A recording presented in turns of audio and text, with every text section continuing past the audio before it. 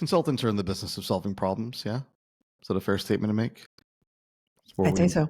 Where we make our money, we solve problems for a living. Yeah. Yes. Two common issues come up.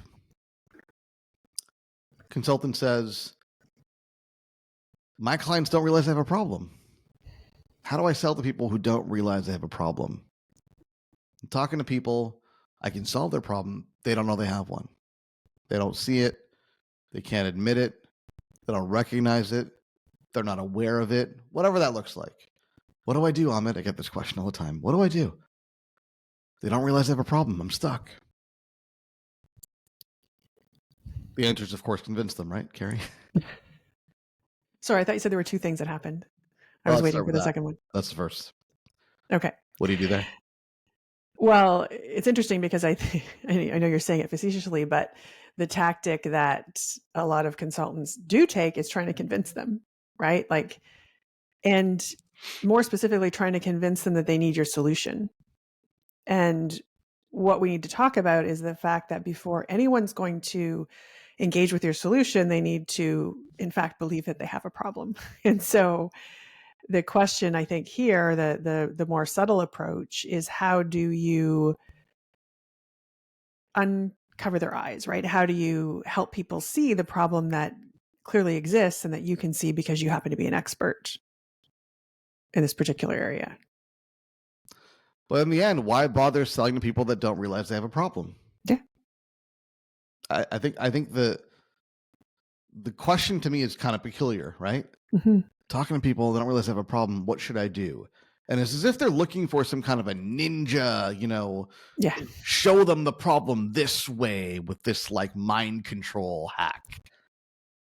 That'd be cool, right? But like, how do you help people that don't want to be helped? How do you motivate someone who doesn't want to be motivated? Yeah. How do you, so on and so forth, right? Like, I just think it's almost comical that people think that their struggle is in convincing clients they have problems instead of finding clients who know they have problems. Yes. Like, if the thing that you solve for is so obscure that you can't find anybody with the problem, that's a whole other issue.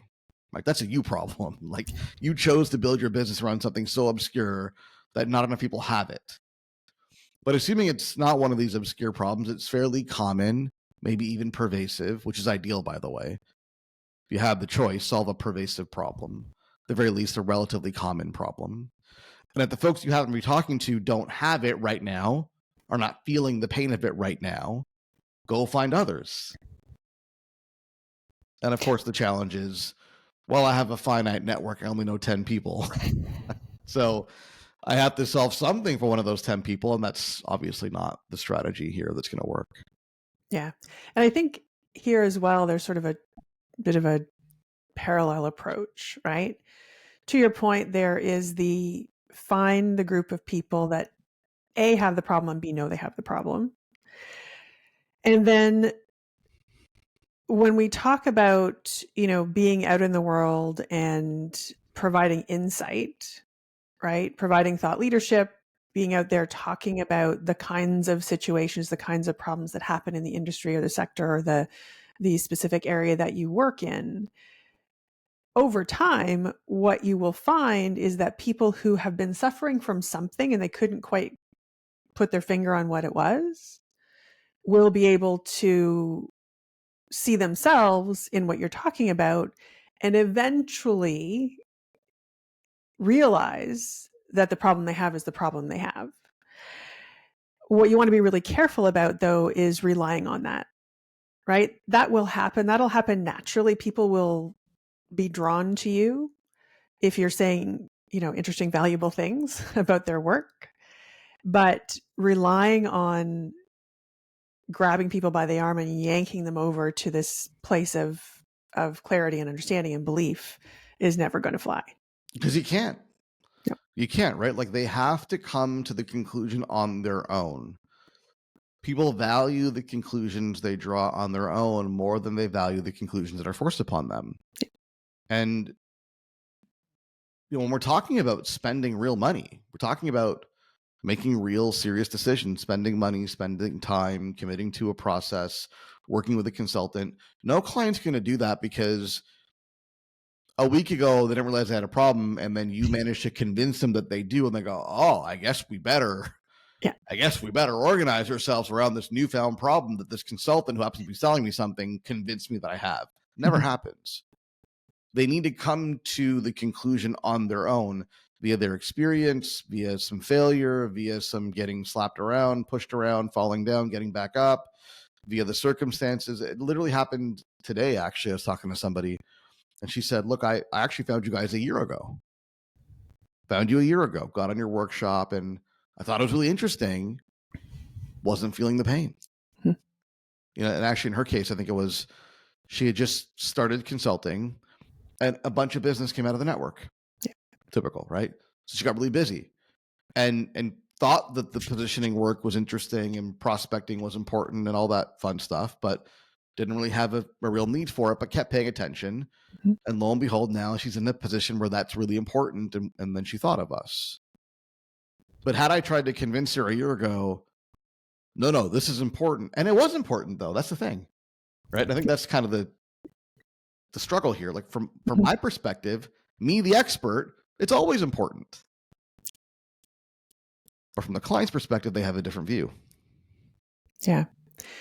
And you can kind of consider yourself the physician here, right? You don't see doctors out walking around the world saying, hey, you have a cold, right? Or, you have the flu. Nobody's doing that. And what most of us do is we get that cough and we kind of live in denial for a little bit, right? It's fine. It'll go away. It's no big deal. It's just dry in here. It's allergies. And then it turns into something a little bit more frustrating and serious. And then we try to self-treat, right? Like you go to the drugstore and you pick up what you think might work and you try all your old wives' tales and you do everything you can think of. And then you think, well, it'll just go away. So you give it some time and it doesn't go away. And then there's a day at some point where you say to yourself, okay, you know what? I have a problem, first of all. And I've tried all the things and I clearly can't solve it myself. Therefore, I will, in fact, now pick up the phone, go in, see the doctor and find the real solution. And that's no different than what we're talking about when we talk about the pains that people feel in their businesses. I'm laughing at old wives' tales still. How very sexist of you, Karen. I'm disappointed. Old husband's tales is what you meant, right? Well, those don't work. Those have no basis whatsoever. Right? Yeah. And the other interesting thing that happens here is sometimes the client does realize they have a problem, but they have misdiagnosed it, or they are aware of maybe a symptomatic problem and are not aware of how deep the problem goes and kind of what the root cause is. And that presents a real challenge for a consultant because if they have misdiagnosed it, then they think they need something else and it's inaccurate, or they think they need X but they need Y.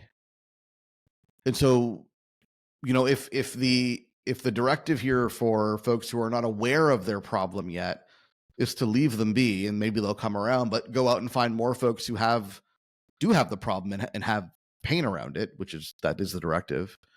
What do you do in this case where they are aware of it, they're just thinking about it wrong? They've misdiagnosed it. And therefore, they're not seeing relevance in what I do because they have misdiagnosed the problem. I do Y, they think it's X. Yeah. There's something interesting here about people wanting to decide on the solution for themselves, right?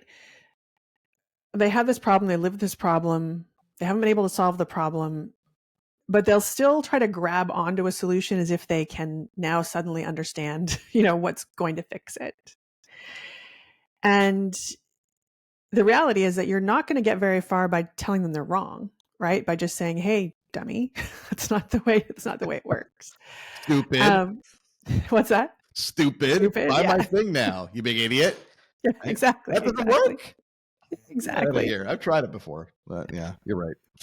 But this is where, I think at least like just getting out there and being perceived as the person or the, you know, the entity, the organization that understands the problem, that's where you're going to be able to add value, and that's where people start to pay attention to you.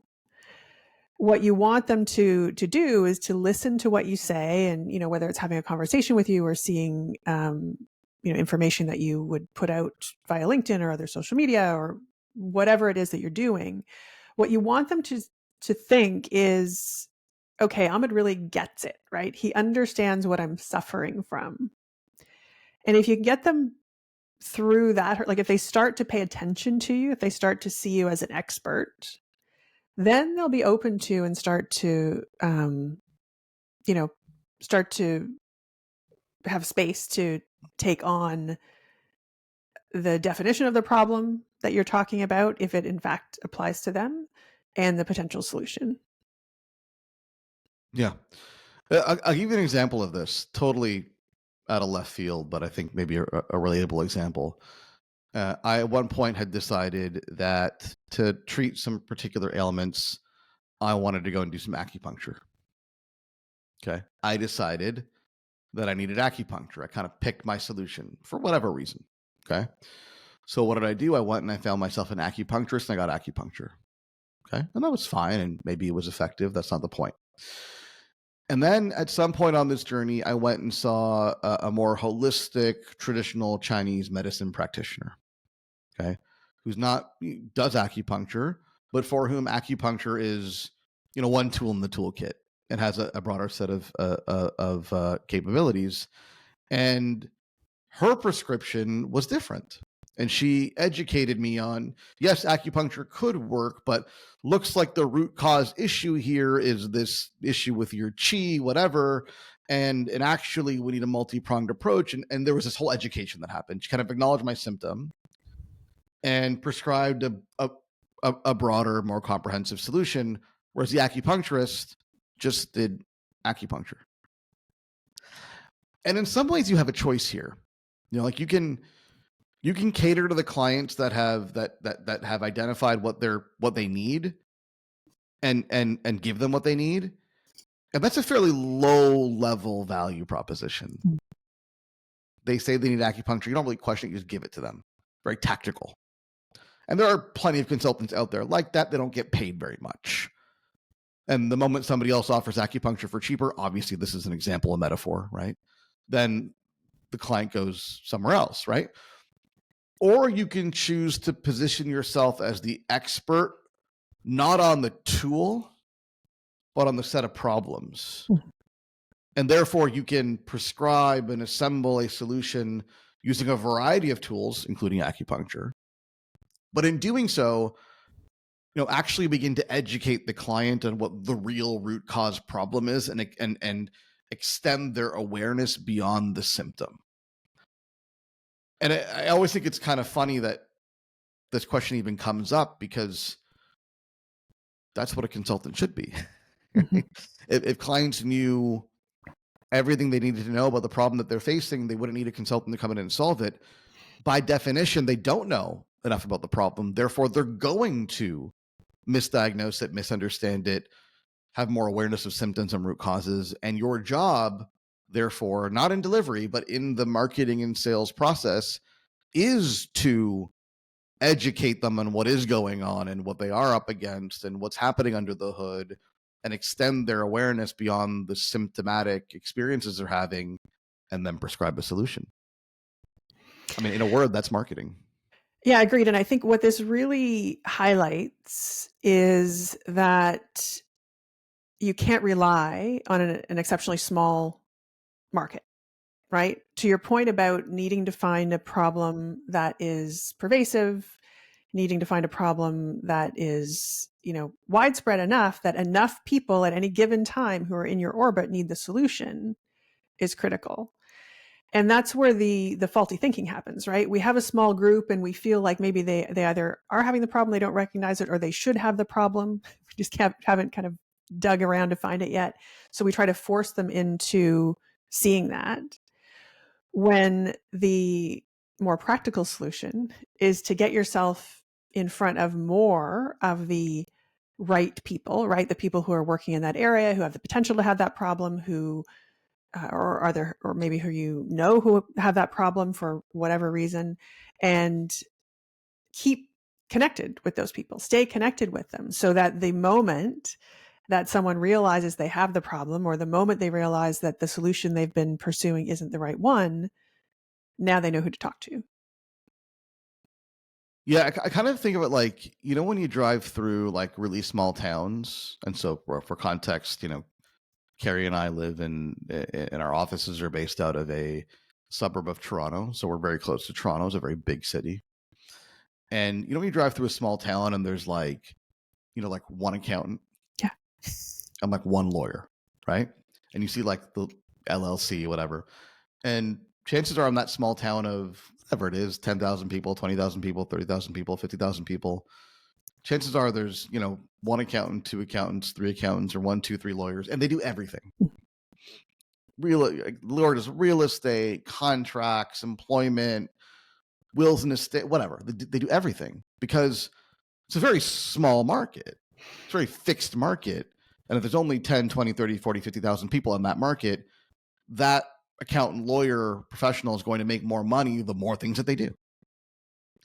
And that's how a lot of consultants operate, right? Like I have this fixed network of people, and the more things I do, the more valuable I am to that network is kind of the thinking. But the difference is it's really hard for that accountant, lawyer in that small town to expand their network. It's really easy for you to do so because you're not bound by geography.